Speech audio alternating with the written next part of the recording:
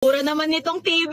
Ito'y kayang magtapatan sa mga mamahaling brand. Ikaw na bahala magkalikot ng apps dyan ha. Marami yan. Pagtanggap mo nga naman nito ay naka-double sealed ang pagkapak. Kaya no worries. Kakaibang bubble wrap yan ha. Tulula nga naman ako sa mga apps by the way. Bago nyo po i-open ang TV, make sure na nakapagpahinga ito ng isang araw bago buksan o i-open. Kasi nga, di ba, galing sa initan ng araw habang dinideliver para hindi na rin maapektuhan yung function ng performance ng TV.